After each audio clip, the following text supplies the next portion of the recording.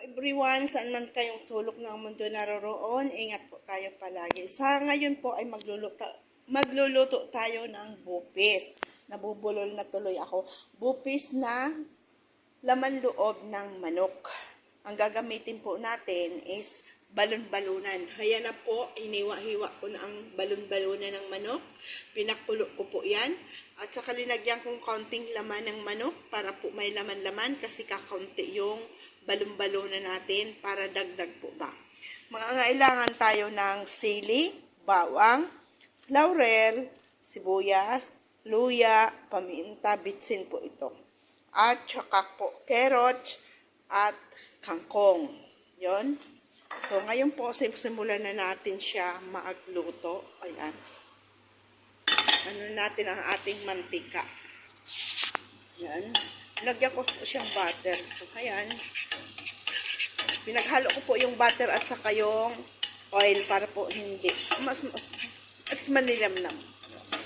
So, ngayon po, ibubuhos na natin yan. Pag sama-samahin na natin yung sama-samang pag-ibig ba. Ayan. Sama-samahin na natin ang mga ricados. May konting natira, itataktak pa natin yan.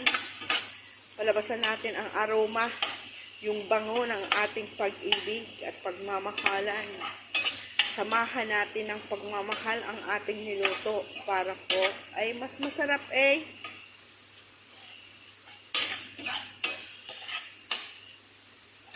Yan po ang luto niyan is biryani. Biryani meat po yan.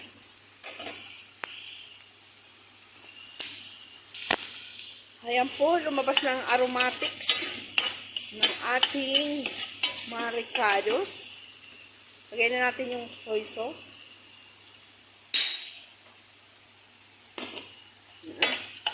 Ilagay natin yung manok. Ay, ito munang laman loob. Kasi matigas-tigas.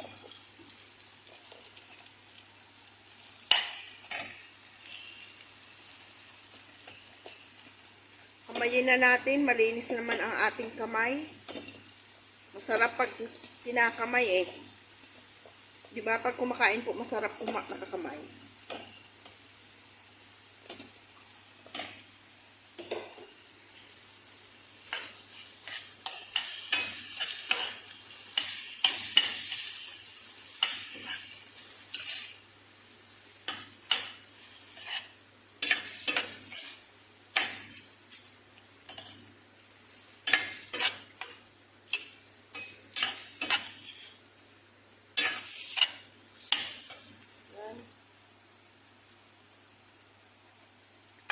Lagay natin yung carrots.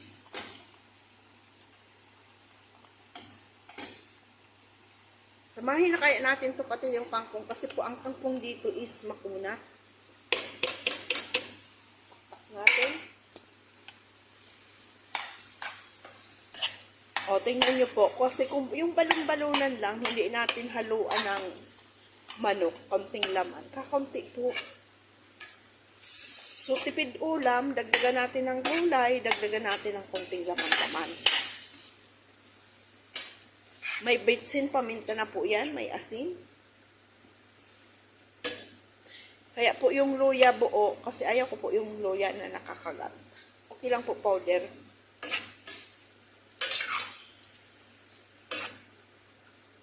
So, linagyan ko ng sili, kasi yung kasama ko gusto na may sili-sili. Anuhin niya na lang maya. Himayin. So, ayan. Pag maya-maya po, ilagay na natin yung manok. Kasi po yung manok malambot lang. Ito naman po, biryani meat. Ito. Ginisa ko po yan sa bawang, sibuyas, luya.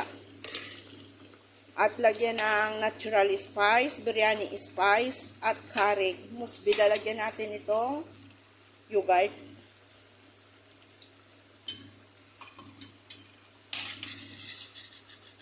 Ganunin para hindi magbuo-buo.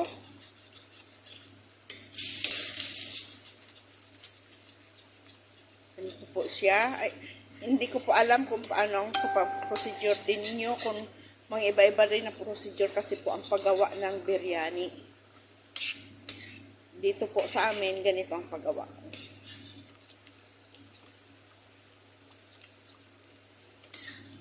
Lalagyan ko po siya mamaya ng patatas. Yung patatas po, rinide ko na.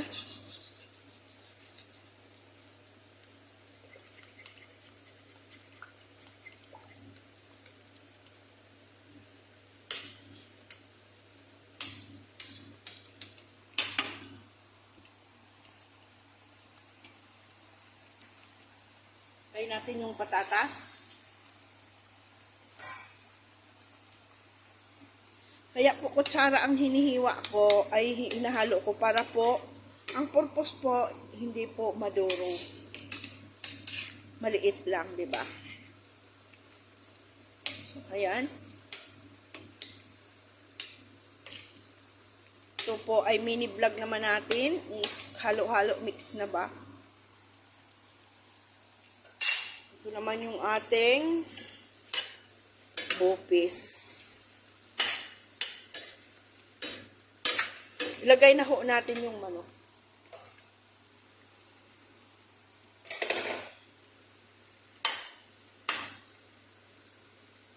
Para po madagdagan ba? Para hindi bitin sa pagkain.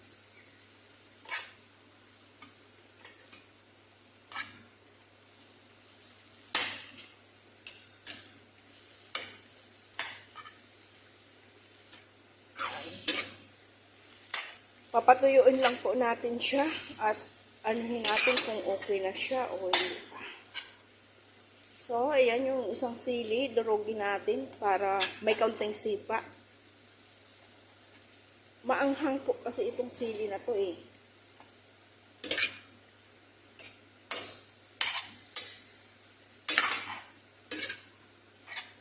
Ayan. Ito po yung balon-balunan, i-ano ko, para bang, ano ba yun? Gagawin kong parang bupis, kaya kinat ko siya ng maliliit, ayan. Tapos lalagyan ko siya ng kaunting kangkong at saka carrots. Yung carrots ba, iwain din natin maliliit. Ayan.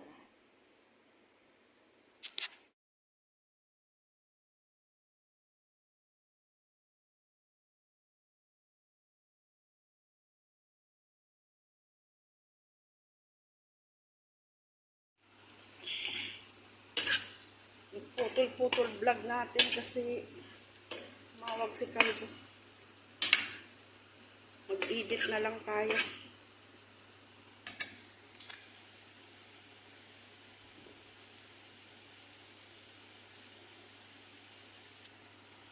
Ang ating biryani. Timplahin na natin.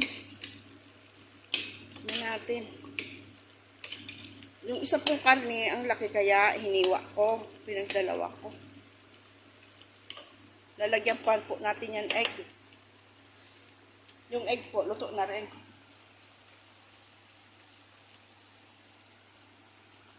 Dito po, hindi siya ibababaw sa kanin. At hindi ko na po ito lalagyan ng sibuyas sa topping kasi po ayaw nila yung amoy, masyadong amoy na sibuyas. So, yan. Ganun lang po siya. Simpleng, ano. Pero po, pwede siyang lagyan ng topping na sibuyas. Ipa-fried po. Ikaramelize so sibuyas, ipa-fried. Lagyan ng konting harina yung sibuyas. Tapos, itatopping po sa taas. Ganun lang po yun. Pwede rin po ilagay nuts. Kung mayroon kayong nuts, pwede rin po yun. So, yan. Lagyan po natin green peas. Ito pong green peas natin. Ano na po yan? Malambot na po. Kasi bayka na po yan siya sa kanin. Hindi na po natin yan aanoin masyado kasi po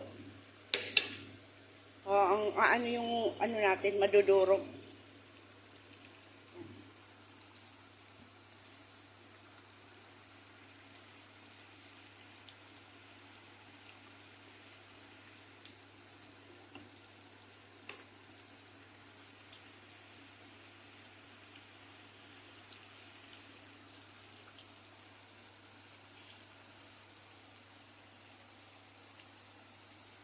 Lagyan natin ng konting asin. Kulang yung asin natin. So, ayan na po. Ayan na po yung konting ang ating biryani. Linagyan ko ng itlog. Ganun po siya. So, ayan. Okay na po ito. Hanguin na natin. Ilalagay na natin sa kanin. Ayan na po. Ito na yung ano natin. Ilalagay na po natin ito ganito.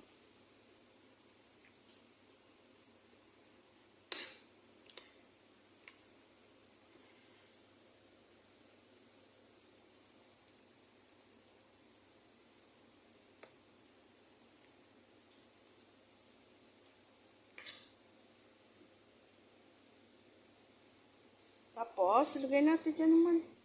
Ano? Lagay na natin to. Kuha tayo malaki-laking kutsara.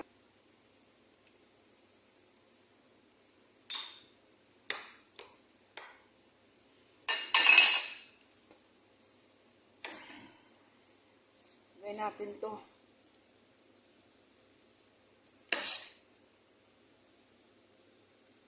Patatas, green peas, carrots po yan.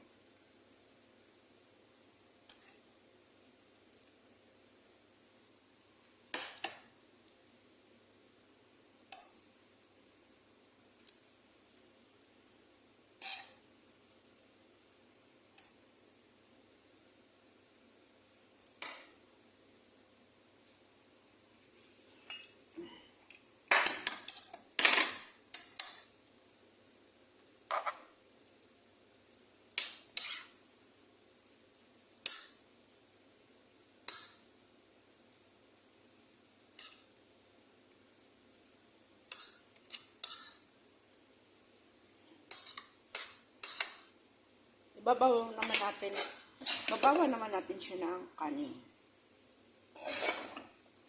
Tapos lalagyan natin siya ng rose water.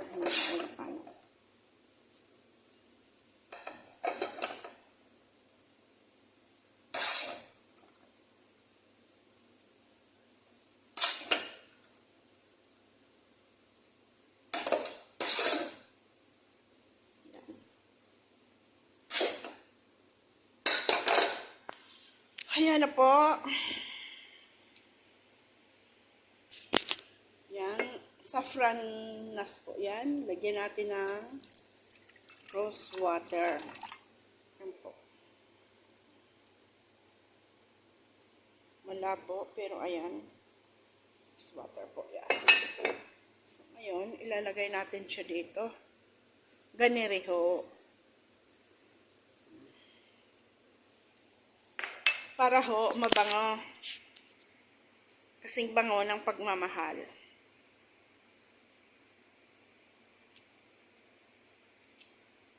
So, ayan, painin na po, kakubera natin. Ito naman po yung ating bupes, o, diba?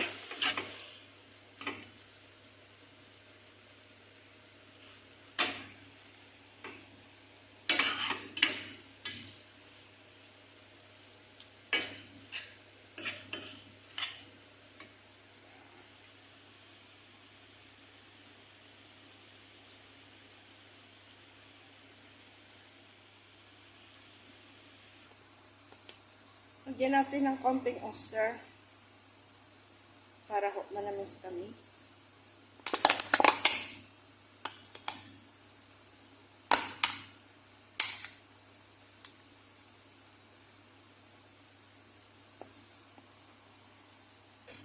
Para ma-achieve natin yung color. At lagyan natin konting tomato paste. Konti lang.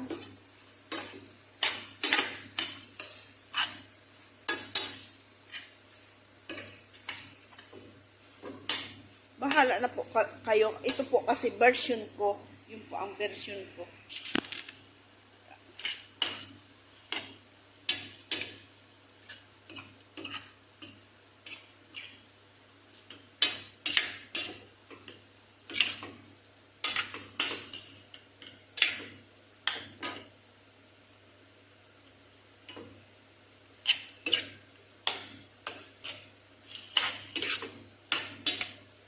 1 spoon lang po. Para magkulay-kulay lang. Nilagay ko ang tomato paste.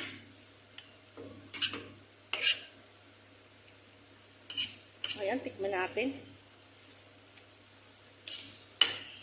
Masarap na ho. Linagyan ko siya ng konting vinegar. Hindi na nyo nakita sa vlog.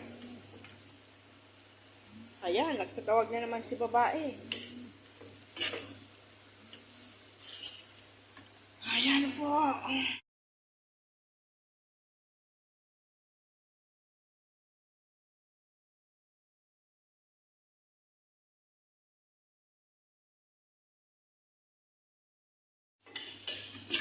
Tumawag ang ating Bruhilda. Kain daw siya ng 2 o'clock. It's okay. At luto na rin to.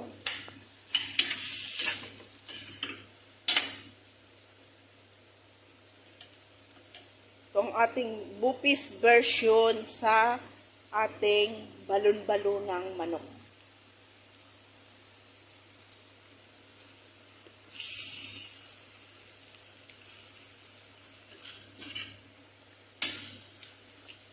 Sarap po.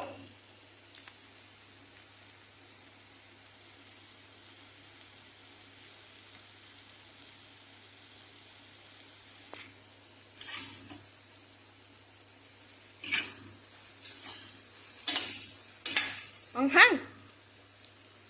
Aba, para isang sili dinurog ko. Pero para kimaya, kulang pa ang sili na yan.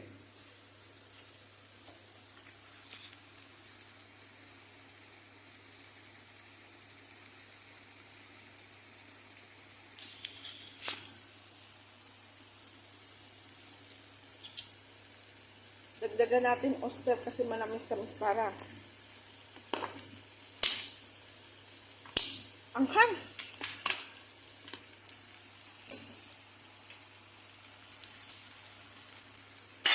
Gusto ko po kasi sa konti lang ang anghang. Yung parang sipa lang.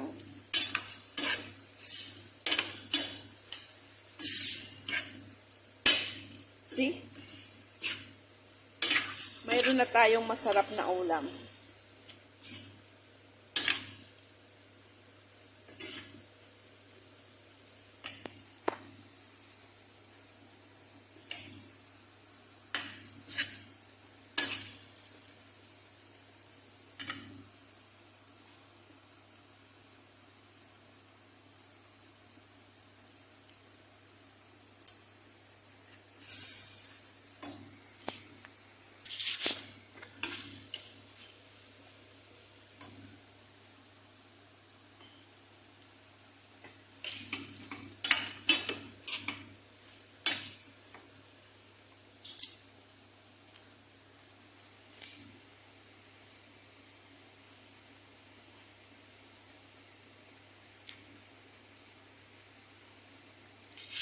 Maganda na yung kulay niya.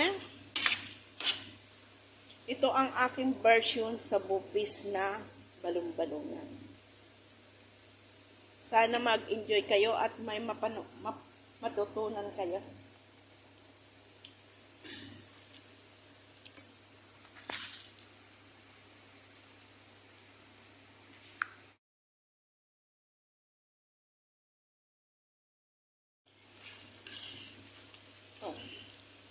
Bupis na balon-baluna ng manok at hinaluan ng konting manok para madagdagan yung ating luto. Tipid ulam. Yan. It's already done. Yan.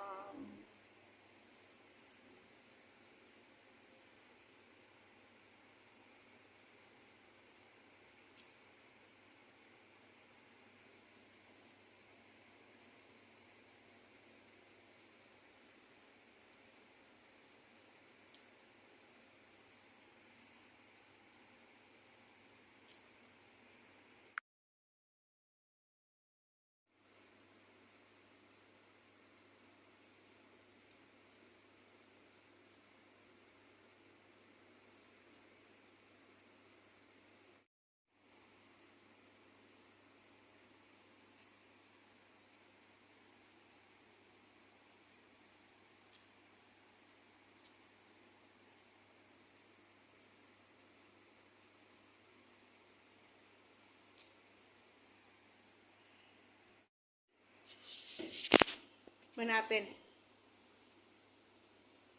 Bupis version.